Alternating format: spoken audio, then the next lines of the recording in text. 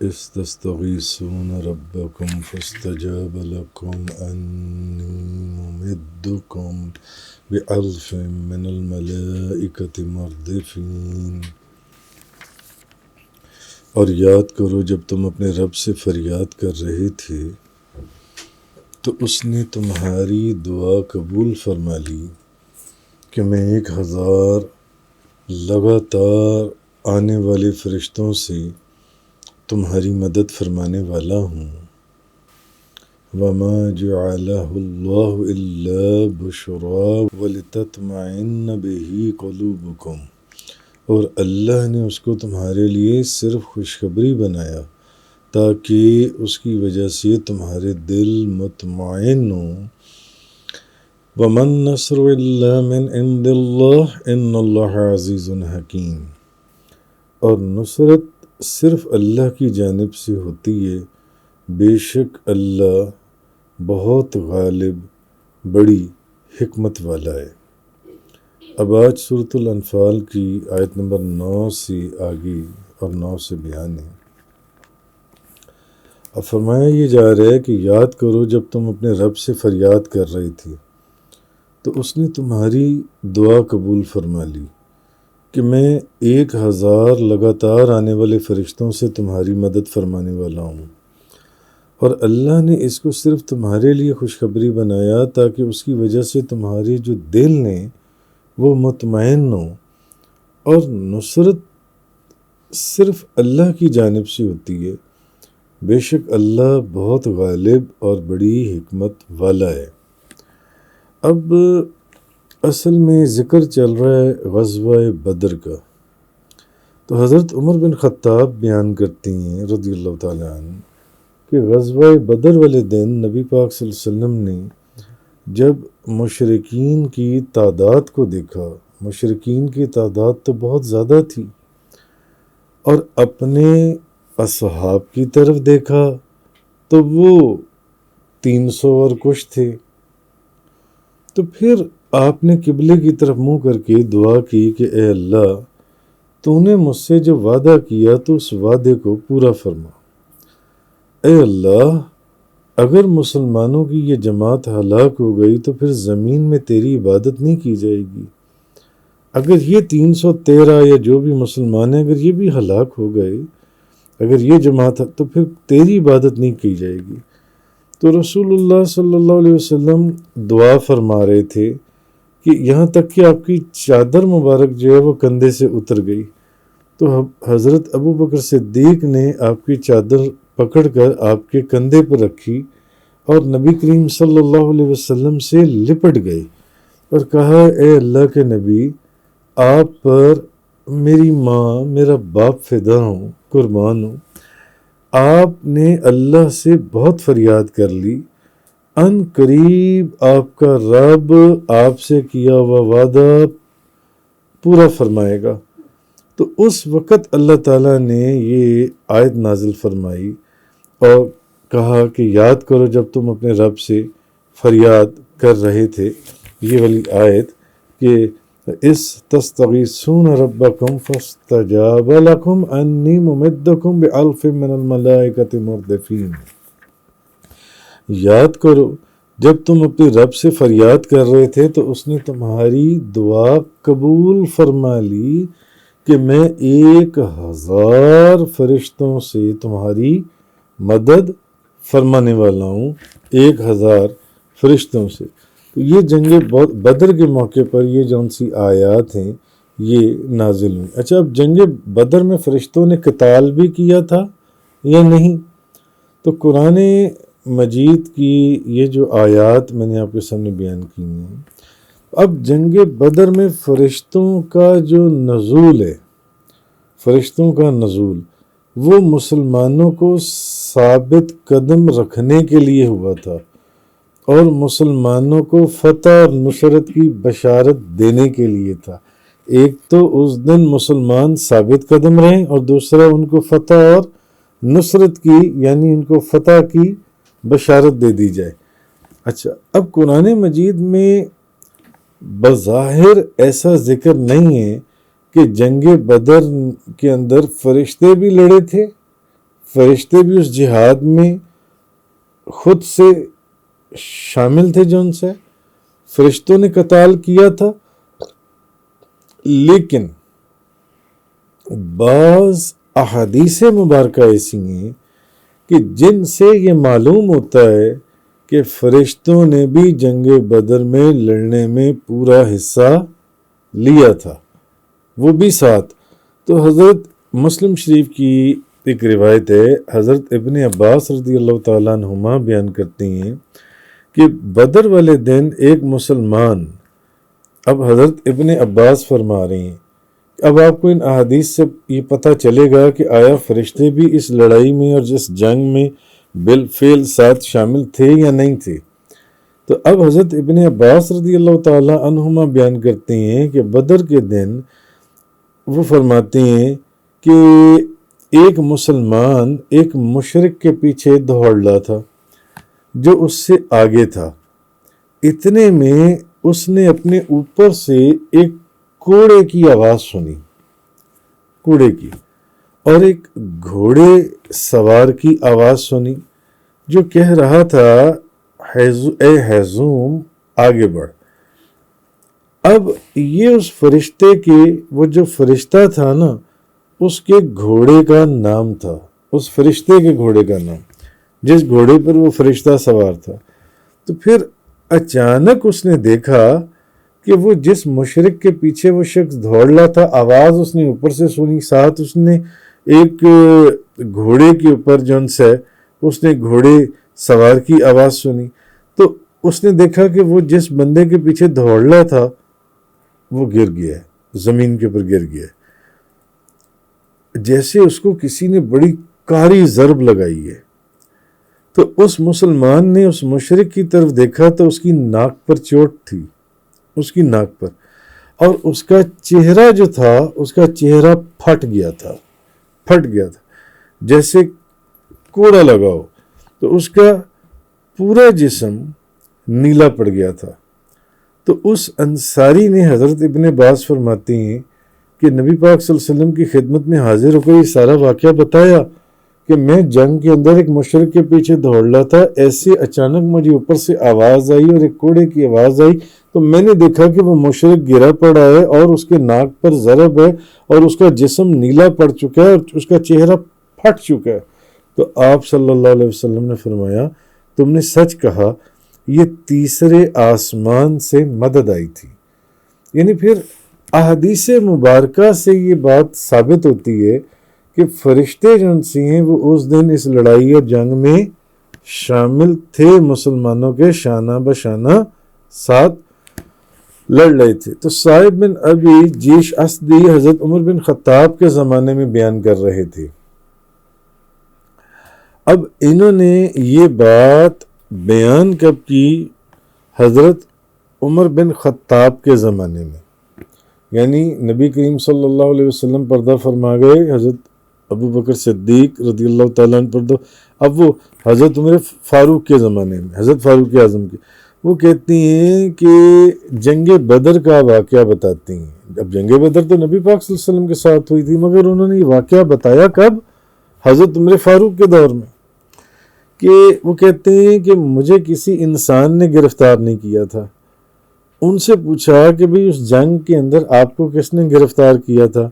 تو انہوں نے کہا کہ جب قریش کو شکست ہوئی تو میں نے بھی ان قریش کے اندر تھا تو میں نے بھی شکست کھائی،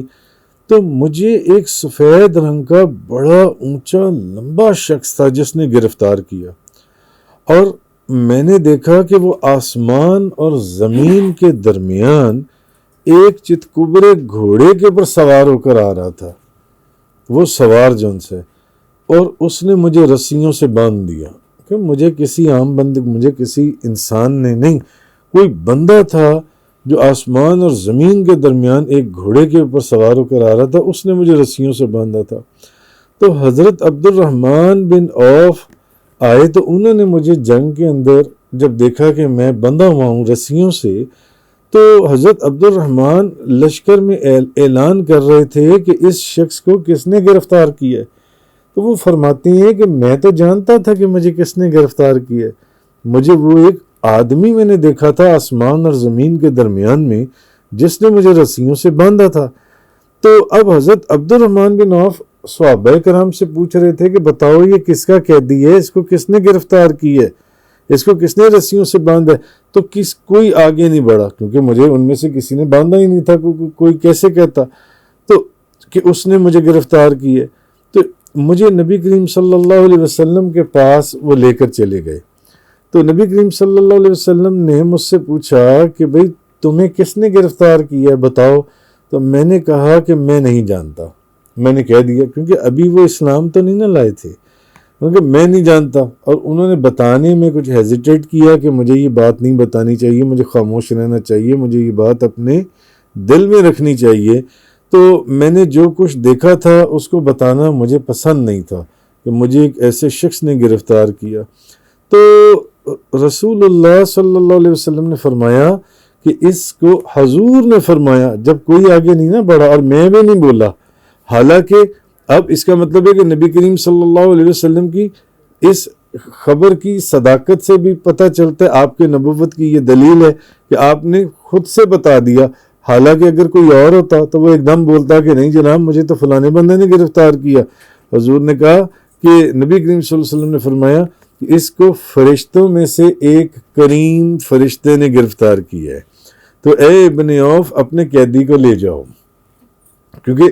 پکڑا تو انہوں نے تھا، اٹھایا تو انہوں نے تھا، دیکھا تو انہوں نے تھا اس کو۔ تو حضرت عبد الرحمن مجھے لے گئے۔ اب یہ جو راوی ہے یہ کہتے ہیں کہ میں نے اس بات کو اپنے دل میں رکھا، کیونکہ وہ لوگ پوچھتے رہے کہ مجھے کس نے گرفتار کیا تھا، وہ تو میں نے دیکھا تھا کہ آسمان اور زمین کے درمیان میں ایک شخص ہے جس نے مجھے گرفتار کیا، ان میں سے تو کسی نے مجھے گرفتار کیا نہیں تھا۔ تو وہ کہتے ہیں کہ میں نے اس بات کو ہمیشہ اپنے دل میں رکھا، لیکن نبی پاک صلی اللہ علیہ وسلم نے ان لوگوں کو پہلے ہی بتا دیا تھا، صحابہ کرام کو، نبی پاک صلی اللہ علیہ وسلم نے صحابہ کرام کو پہلے ہی بتا دیا تھا کہ اس کو ایک فرشتے نے گرفتار کی ہے، اس لیے تمہیں اس کے گرفتار کرنے والا بندہ ملے گا نہیں، نظر نہیں آئے گا۔ تو نبی پاک صلی اللہ علیہ وسلم نے پہلے بتا دیا تھا، لیکن وہ فرماتے ہیں کہ پھر جب میں نے اسلام قبول کر لیا اور میں مسلمان ہو گیا تو پھر انہوں نے حضرت عمر فاروق کے دور میں اس راز کے اوپر سے پردہ اٹھایا کہ مجھے جس شخص نے گرفتار کیا تھا وہ آسمان اور زمین کے درمیان میں ایک بہت بڑا شخص تھا، انسان، جس نے مجھے ایک گھوڑے کے اوپر تھا سوار، جس نے مجھے قید کیا تھا۔ اسی لیے حضرت عبد الرحمن بن عوف اس بندے کو تلاش کر رہے تھے اور اعلان کر رہے تھے کہ اس کو کس نے گرفتار کیا ہے، یہ کس کا قیدی ہے، مجھے بتایا جب، مگر کوئی بندہ بول نہیں، اور میں جانتا تھا کہ مجھے کس نے، مگر نبی پاک صلی اللہ علیہ وسلم نے اسی وقت جنگ بدر کے موقع پر بھی صحابہ کرام کو بتا دیا تھا، یعنی کہ یہ نہیں بول رہا تو سن لو، اس کو ایک فرشتے نے قید کی ہے، اس کو جو رسیوں سے باندھا ہے نا ایک فرشتے نے باندھا ہے۔ تو اب حضرت عمر فاروق کے دور میں جب بعد میں اسلام لے آئے تب وہ کہتے ہیں کہ مجھے اس فرشتے نے، ایک شخص نے گرفتار کیا تھا جو زمین اور آسمان کے درمیان میں تھا۔ تو بظاہر قرآن کی آیات سے اشارتاً نشاندہی تو ہوتی ہے، مگر احادیث سے اس کی مکمل وضاحت بھی ہوتی ہے کہ فرشتے جو ان سے ہیں وہ بالفعل مسلمانوں کے ساتھ جنگ بدر کے اندر لڑ رہے تھے اور ان کے ساتھ قدم ملا کر ان کی مدد کر رہے تھے۔ تو حضرت عبداللہ بن عباس رضی اللہ تعالی عنہما نے فرمایا کہ یوم بدر ان کا قول ہے کہ یوم بدر کے علاوہ ملائکہ نے کسی دن بھی قتال نہیں کیا، باقی جو جنگیں تھیں یا غزوات تھے ان ایام میں یا ان کے دوران وہ ایک عددی قوت اور مدد کے لیے آتے تھے، لڑنے کے لیے نہیں آتے تھے، مگر اس کے اندر آئے۔ تو جنگ بدر کے اندر فرشتوں کے نازل کرنے کی جو آیات ہیں، اب اصل چیز یہ ہے کہ اللہ تعالیٰ نے نبی کریم صلی اللہ علیہ وسلم کی طرف سے یہ خبر دی کہ آپ نے مسلمانوں سے یہ فرمایا کہ کیا تمہارے لیے یہ کافی نہیں ہے کہ تمہارا رب تمہاری 3000 فرشتوں کے ساتھ مدد کرے؟ سو اللہ تعالیٰ نے 3000 فرشتوں کے ساتھ مدد کرنے کا وعدہ فرما لیا، پھر ان سے 5000 فرشتوں کی مدد کا وعدہ فرما لیا۔ نبی کریم صلی اللہ علیہ وسلم دعا فرما رہے تھے اور آنسو مبارک بہہ رہے تھے، چادر مبارک اتر گئی تو حضرت ابوبکر صدیق لپٹ کر ان کے جسم مبارک کے ساتھ انہوں نے کہا یا رسول اللہ، اللہ نے جو آپ سے وعدہ فرمایا ہے وہ آپ کی دعا قبول ہوگی، وہ وعدہ پورا ہوگا جو ان سے اللہ اپنا وعدہ پورا فرمائے گا۔ اچھا، تو 5000 فرشتوں کی مدد کا وعدہ فرمایا گیا جو ان سے۔ اچھا، مگر شرط یہ تھی، بشرطے کہ اللہ نے فرمایا کہ دشمن کے مقابلے میں صبر کریں اور اللہ سے ڈرتے رہیں۔ اچھا، ان آیات میں اس بات پر دلیل نہیں ہے کہ ان کی 3000 فرشتوں کے ساتھ مدد کی گئی تھی، اور نہ اس بات پر دلیل ہے کہ ان کی 5000 فرشتوں کے ساتھ مدد کی گئی تھی، اور نہ اس بات پر دلیل ہے کہ ان کی مدد نہیں کی گئی تھی۔ اس بات کے اوپر بھی دلیل نہیں ہے کہ ان کی مدد نہیں کی گئی تھی، مگر جو ان سے آپ یہ دیکھیے کہ قرآن کی آیات کی نشاندہی اور احادیث مبارکہ سے اس چیز کی وضاحت ملتی ہے کہ ان کی وہاں مدد کی گئی تھی، فرشتے ان کے ساتھ بالفعل لڑائی میں شامل تھے، یہ جو میں نے آپ کے سامنے 2-3 احادیث بیان کی۔ البتہ قرآن مجید میں یہ دلیل ضرور ہے کہ جنگ بدر میں مسلمانوں کی 1000 فرشتوں کے ساتھ مدد کی گئی تھی۔ وہ یہی آیت ہے جو میں نے آپ کے سامنے پڑھی، استستغیثون ربکم فاستجاب لکم انی ممدکم بألف من الملائکۃ مردفین۔ اور یاد کرو جب تم اپنے رب سے فریاد کر رہے تھے تو اس نے تمہاری دعا قبول فرما لی کہ میں 1000 لگاتار آنے والے فرشتوں سے تمہاری مدد فرمانے والا ہوں۔ یعنی 1000 فرشتوں سے تو ان کی یقیناً مدد کی گئی تھی کہ قرآن کی نص قطعی آ گئی یہاں پر جون سی ہے، ابن جریر طبری جون سی ہیں وہ لکھتے ہیں۔ تو قرآن مجید کی یہ دلیل ضرور ہے کہ جنگ بدر میں مسلمانوں کی 1000 فرشتوں کے ساتھ مدد کی گئی تھی۔ جب تم اپنے رب سے فریاد کرتے تھے تو اس نے تمہاری فریاد سن لی کہ میں تمہاری 1000 لگاتار آنے والے فرشتوں سے مدد کرنے والا ہوں۔ تو کہنے کا مقصد یہ ہے کہ اہل تفسیر اور اہل سیرت کا اس بات پر اجماع ہے کہ اللہ تعالیٰ نے جنگ بدر کے دن فرشتوں کو نازل کیا اور انہوں نے کفار سے قتال کیا، وہ لڑے فرشتے صحابہ کرام کے ساتھ شانہ بشانہ ان کے ساتھ بالفعل انہوں نے لڑائی کے اندر اور اس جنگ کے اندر حصہ لیا۔ تو حضرت ابن عباس رضی اللہ تعالیٰ عنہما نے فرمایا کہ فرشتوں نے جنگ بدر کے سوا اور یعنی کسی اور جنگ میں وہ نازل ہوئے ہوں گے مگر انہوں نے لڑے نہیں ہیں، وہ جو ان سے انہوں نے ساتھ قتال نہیں کیا جو ان سے، اور باقی غزوات میں جو فرشتے تھے وہ صرف ایک عددی قوت کے لیے اور اظہار مدد کے لیے تاکہ مسلمانوں کے دل جو ہیں وہ اور مضبوط ہو جائیں، تو لیکن انہوں نے عملی طور پر اس میں حصہ نہیں لیا تھا۔ تو حضرت عبداللہ بن عمر رضی اللہ تعالیٰ عنہما بیان کرتی ہیں کہ جب قریش جنگ احد سے واپس ہوئے، اب یہ تو بات ہو رہی ہے جنگ بدر کی، لیکن اب حضرت عبداللہ بن عمر فرماتے ہیں کہ جب جنگ احد ہوئی اور قریش جنگ احد سے واپس ہوئے تو وہ آپس میں یہ باتیں کر رہے تھے کہ اس مرتبہ ہم نے وہ چت کبرے گھوڑے اور سفید پوش انسان نہیں دیکھے جو جنگ بدر کے اندر دکھائی دیتے تھے۔ جیسے کہ وہ صحابی کہتے ہیں کہ میں اس بندے کے پیچھے دوڑ رہا تھا مگر اچانک میں نے اپنے اوپر سے ایک کوڑے کی آواز سنی اور پھر میں نے دیکھا جس کو میں نے قتل کرنا تھا وہ میرے سے پہلے ہی گرا پڑا تھا یا قتل ہو چکا تھا، تو میں نے دیکھا اس کی ناک پر ضرب تھی اور اس کا منہ اور چہرہ پھٹ چکا تھا اور اس کا جسم پورا نیلا پڑ چکا تھا، نیلا۔ تو پھر جب یہ بات نبی پاک صلی اللہ علیہ وسلم کی بارگاہ میں پیش کی گئی، مسلم شریف کی حدیث، تو حضور نے فرمایا کہ یہ آسمان سے مدد تھی غیب کی، یعنی وہ فرشتے جو ان سے تھے وہ تھے۔ تو اب قریش یہ باتیں کر رہے تھے کہ وہ جو سفید پوش انسان ہم نے جنگ بدر میں جو ہمیں نظر آتے تھے اور وہ گھوڑوں کے اوپر، وہ اس دفعہ ہمیں جنگ احد میں نظر نہیں آئے۔ تو پھر اس بات کی بھی وضاحت ہو گئی کہ اس کا مطلب ہے کہ یہ جو بالفعل فرشتوں کا اس لڑائی کے اندر حصہ لینا وہ جنگ بدر کے ساتھ خاص تھا۔ تو حضرت ربیع بن انس بیان کرتے ہیں کہ جنگ بدر کے دن فرشتوں کے جو ہاتھوں جو کافر قتل کیے جاتے تھے ان کو وہ ایک خود ہی سے پہچان لیے جاتے تھے، کیونکہ ان کی گردنوں کے اوپر تلوار کے وار تھے اور ان کے ہر جوڑ پر ضرب تھی، ان کے ہر جوڑ پر ضرب تھی، اور ہر ضرب ایسی تھی جیسے آگ سے جلی ہوئی ہو. یعنی فرشتوں کے مارنے کی نشانی یہ ہوتی تھی کہ ان کے ہر جوڑ کے اوپر ضرب ہوتی تھی اور ایسے ہوتا تھا جیسے آگ سے جلائے گئے ہوں، اور ان کی گردنوں کے اوپر تلوار کے وار تھے. تو وہ جس جگہ وہ ضرب لگاتے تھے وہ جگہ آگ سے جل جاتی تھی جو ان سے. تو کہنے کا مقصد یہ باقی رہا یہ اس کانٹیکسٹ کے اندر جنگ بدر کا جو بیان ہے یہ پہلے بھی بہت تفصیل سے ہو چکا ہے کہ آیا فرشتوں نے اس میں حصہ لیا تھا یا نہیں لیا تھا. اب بھئی اس میں کیا حکمت عملی تھی کہ جنگ بدر والے دن تو فرشتوں کی مدد آئی تھی اور جنگ احد والے دن فرشتوں کی مدد نہیں آئی. انہوں نے بالفعل مسلمانوں کے ساتھ اس کے اندر حصہ نہیں لیا تھا. تو اس کی وجہ یہ ہے کہ ان دونوں غزوات میں یا جنگوں کے اندر مسلمانوں کے احوال مختلف تھے. جنگ بدر والے دن مسلمانوں کی تعداد بہت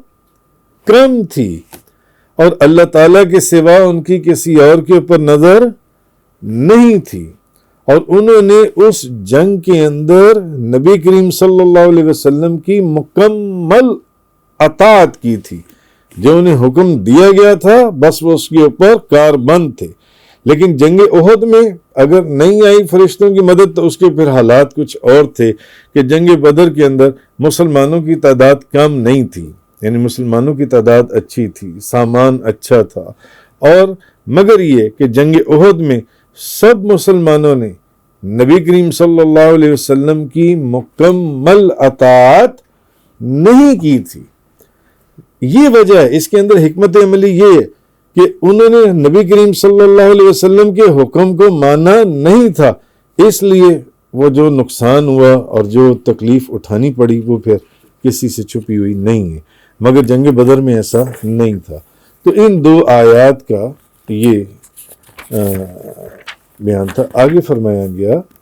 اِذْ يُغَشِّيكُمُ النُّعَاسَ أَمَنَةً مِّنْهُ وَيُنَزِّلُ عَلَيْكُم مِّنَ السَّمَاءِ مَاءً لِّيُطَهِّرَكُم بِهِ وَيُذْهِبَ عَنكُم رِّجْزَ الشَّيْطَانِ وَلِيَرْبِطَ عَلَىٰ قُلُوبِكُمْ وَيُثَبِّتَ بِهِ الْأَقْدَامَ. یاد کرو جب اللہ اپنی طرف سے تم پر غنودگی طاری کر رہا تھا. اللہ نے جب اپنی طرف سے، یعنی اس کا مطلب ہے کہ یہ کوئی خاص غنودگی تھی جو اللہ نے تم پر طاری کی تھی، جو تمہارے لیے بے خوفی کا باعث ہوئی. تم بے خوف ہو گئے اور تم پر آسمان سے بارش نازل فرما رہا تھا تاکہ تمہیں پاک کر دے اور تم سے شیطان کی نجاست کو دور کر دے اور تمہارے دلوں کو ڈھارس بندھائے اور اس کے ذریعے تمہارے قدم جما دے. اب اس کی طرف پہلے تو تھا نا کہ تم یاد کرو جب تم اپنے رب سے فریاد کر رہے تھے، وہ تو دعا قبول ہو گئی. استستغیثون ربکم فاستجاب لکم، اللہ نے تمہاری دعا قبول فرما لی. انی ممدکم بألف من الملائکۃ مردفین، 1000 لگاتار آنے والے فرشتوں سے تمہاری مدد فرمانے والا ہے. اب فرمایا یاد کرو اذ یغشیکم النعاس امنۃ منہ وینزل علیکم من السماء ماء لیطہرکم بہ ویذہب عنکم رجز الشیطان ولیربط علی قلوبکم ویثبت بہ الاقدام. یاد کرو جب اللہ اپنی طرف سے تم پر غنودگی طاری کر رہا تھا، تم پر غنودگی طاری کر رہا تھا جو تمہارے لیے بے خوفی کا باعث ہوئی کہ تم بے خوف ہو گئے. تم پر آسمان سے بارش نازل فرما رہا تھا تاکہ اس سے تمہیں پاک کر دے اور تم سے شیطان کی نجاست کو دور کر دے اور تمہارے دلوں کی ڈھارس بندھائے اور اس کے ذریعے تمہارے قدم جمع دے. اذ یوحی ربک الی الملائکۃ انی معکم فثبتوا الذین آمنوا. اور یاد کیجئے جب آپ کے رب نے فرشتوں کی طرف وحی کی کہ میں تمہارے ساتھ ہوں تو تم مومنوں کو ثابت قدم رکھو. میں ان قریب سألقي في قلوب الذين كفروا الرعب فاضربوا فوق الأعناق واضربوا منهم كل بنان. ان قریب ان کافروں کے دلوں میں رعب ڈال دوں گا، ان قریب میں ان کافروں کے دلوں میں رعب ڈال دوں گا جو تعداد میں اتنے زیادہ ہیں، سو تم کافروں کی گردنوں کے اوپر وار کرو اور ان کے ہر جوڑ پر ضرب لگاؤ. تو اب اس حدیث کی آپ کو مل گئی حقیقت کہ حدیث میں کیا تھا، جن کو فرشتوں نے مارا ہوتا تھا ان کے جوڑوں کے اوپر ضرب ہوتی تھی، ان کی گردن کے اوپر نشان ہوتے تھے اور وہ ایسے ہوتے تھے جیسے جلے ہوئے ہوں، آگ لگائی گئی ہو، جلے ہوئے ہوں. تو اب یہ فرمایا جا رہا ہے اصل میں جو کافر تھے وہ میدان بدر میں آپ لوگ پڑھ کر آ چکی ہیں، پہلے پہنچ چکے ہوئے تھے میدان بدر میں، اور انہوں نے جو اچھی جگہیں تھی نا ان جگہوں پر اپنے خیمے اور قبضہ کر لیا تھا، اور وہاں پر جو پانی کی جگہیں تھیں ان پانی کے اوپر بھی ان کافروں کا قبضہ ہو چکا تھا. اچھا اب مسلمان پہنچے تو اب ریت کے ٹیلوں کے اور کوئی ایسی جگہ نہیں تھی جہاں وہ پڑاؤ ڈالیں، ریت کے ٹیلوں کے علاوہ مجبوراً انہیں وہاں پر خیمے لگانے پڑے. اب پانی بھی نہیں تھا وہاں پر، پانی کے اوپر تو وہ پہلے ہی قبضہ کر چکے تھے اس علاقے کے اندر جو تھا. اب چلتے مسلمان تو پانی میں دھنستے چلے جاتے، اس ریت کے اندر ان کے پاؤں دھنستے چلے جاتے جو ان سے جب چلتے، کیونکہ ریتلی جگہ کے اوپر ان کو جگہ ملی تھی. اب نماز کا وقت آتا تو وضو کہاں سے کریں، اور پیاس لگتی تو پانی کہاں سے پیتے. اب یہ ایک عجیب و غریب صورتحال تھی جس کی تکلیف سے مسلمانوں کو دو چار ہونا پڑا. اچھا اب ادھر شیطان جو ہے وہ مسلمانوں کے دلوں میں یہ وسوسہ ڈال رہا تھا کہ تم لوگ اپنے آپ کو خدا کا مقرب سمجھتے ہو، اگر تم خدا کے مقرب ہوتے تو کیا تمہیں اس طرح کی جگہ ملتی، تمہارا یہ حال ہوتا. وہ دیکھو جن کو تم کافر سمجھتے ہو جو جہنمی ہیں، وہ تو جگہیں بھی اچھی اور پانی بھی موجود، تعداد بھی پوری، کھانا پینا بھی سب کچھ موجود، تو ادھر کیا ہے. اب شیطان ان کے دلوں میں وسوسے ڈال رہا تھا. چل وہ سکتے نہیں تھے، ریت میں پاؤں پھنس جاتے تھے، پانی تھا نہیں، نماز پڑھتے تو وضو کیسے کرتے، اور پیاس لگتی تو پانی کیسے پیتے. اوپر سے شیطان ان کے دلوں کے اندر یہ خیال جو ان سے ڈال رہا تھا. تو اب آنکھوں سے دیکھ لو کہ کیا جو خدا کے مقرب لوگ ہیں ان کا یہ حال ہوتا ہے جو تمہارا حال ہو رہا ہے. تو اب اللہ تعالیٰ نے ان دونوں آیات کے اندر جو اللہ تعالیٰ نے فرمایا کہ اللہ نے اپنے فضل اور کرم سے ان کی یہ جن سی تکلیفیں تھیں اللہ نے ان کی دور کر دی. غیبی مدد تھی، نبی کریم صلی اللہ علیہ وسلم کی برکت تھی کہ جس صبح کو جنگ ہونے والی تھی، صبح جس دن جنگ ہونی تھی رات بادل آ گئے اور خوب بارش ہوئی، خوب موسلادھار بارش ہوئی کہ اسپیشلی جس وادی میں مسلمان تھے وہ وادی لبریز ہو گئی، اور مسلمانوں نے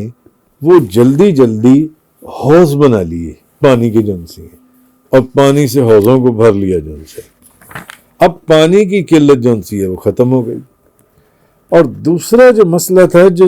ریت کے اندر مسلمانوں کے پاؤں پھنس رہے تھے، وہ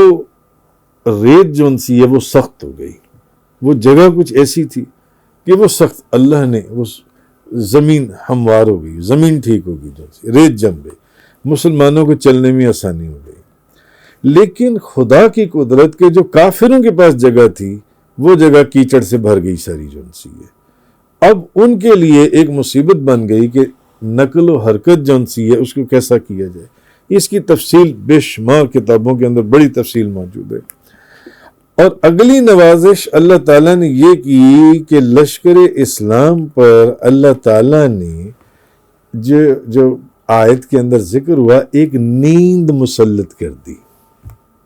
ایک نیند مسلط کر دی اللہ تعالیٰ نے. اب ہوا یہ، کیا ایسے حالات میں نیند آتی ہے؟ جب کچھ کھانے کو بھی نہ ہو، پینے کو بھی نہ ہو، تعداد بھی بہت تھوڑی، لوگ بھی ادھر دشمنوں میں بہت زیادہ، اہل و عیال کی موت کا خوف سر پر منڈلا رہا ہو، ایسے وقت میں نیند آتی ہے؟ نہیں۔ اور صبح جنگ اور کوئی نہ تلواریں نہ نیزیں نہ کوئی اونٹ نہ گھوڑے نہ ہونے کے برابر بالکل تھے ہی نہیں، ایسی حالت میں کافروں کا روب اور جو ہیبت طاری ہوتی ہے، مگر اللہ فرما رہا ہے کہ ہم نے ان کے اوپر نیند کو مسلط کر دیا، وہ بہت سوئے اور صبح جب اٹھے تو تازہ دم تھے، اور ایسے وقت میں کہ کوئی رات کو یہ شرارت نہ کر دیں۔ کہاں نیند آتی ہے ان حالات کے اندر کہ رات کو یہ حملہ نہ کر دیں؟ اللہ تعالیٰ نے کیا کیا، ان کے اوپر نیند کو غالب کر دیا، نیند کو ان کے اوپر مسلط کر دیا، اور وہ بہت سوئے۔ صبح جب اٹھے تو بڑے حشاش بشاش اور تازہ دم تھے، نہ تھکن کا، نہ کوئی پریشانی کا، نہ کافروں کے روب کا، نہ کوئی ہیبت، سب کچھ دور ہو چکا تھا، ایسے فریش تھے۔ اب یہ جو نیند تھی یہ اتفاقیہ نہیں تھی، مفسرین لکھتی ہیں، بلکہ اللہ تعالیٰ نے اپنی خاص حکمت اور رحمت سے اس نیند کو مسلمانوں کے اوپر مسلط کر دیا تھا۔ سو جاؤ، سو جاؤ آرام سے۔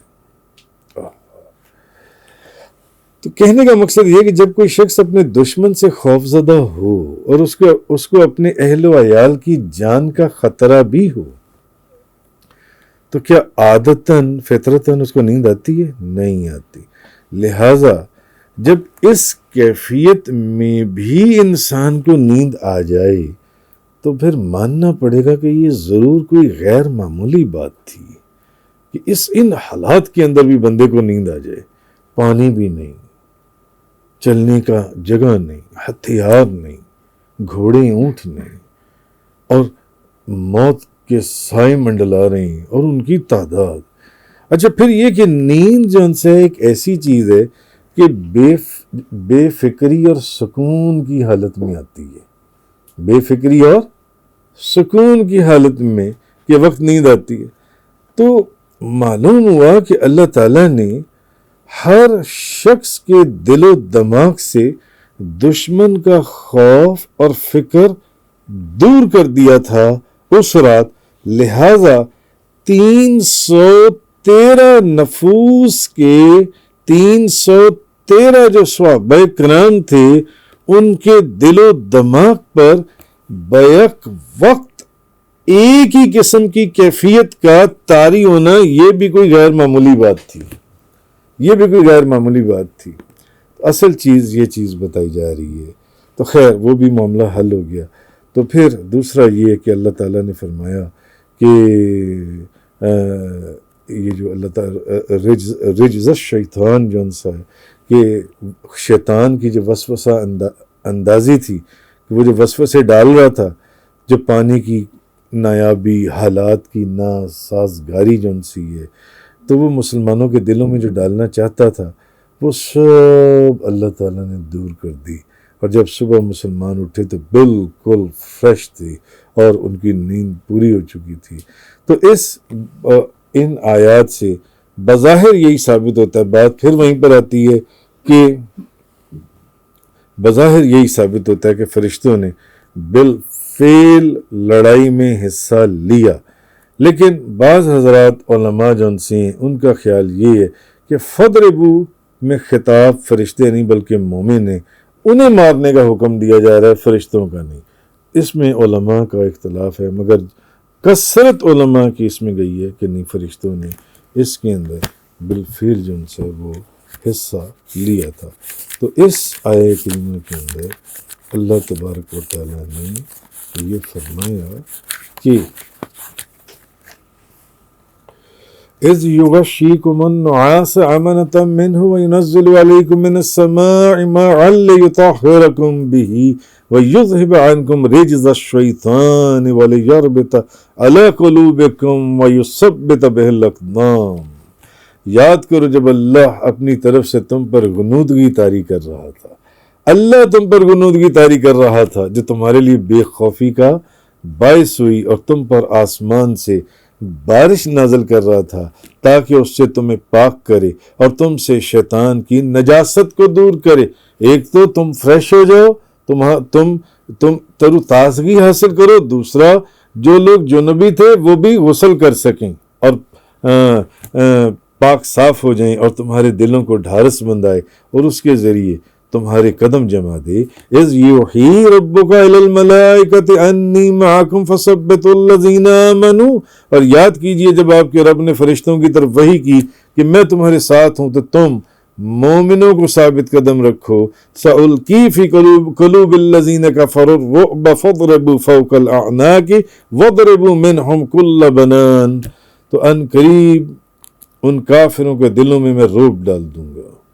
سو تم کافروں کی گردنوں کے اوپر وار کرو اور ان کے ہر جوڑ پر ضرب لگاؤ۔ تفسیر قرآن کا یہ لیکچر انگلش میں سننے کے لیے براہ کرم ڈسکرپشن میں موجود لنک پر کلک کریں۔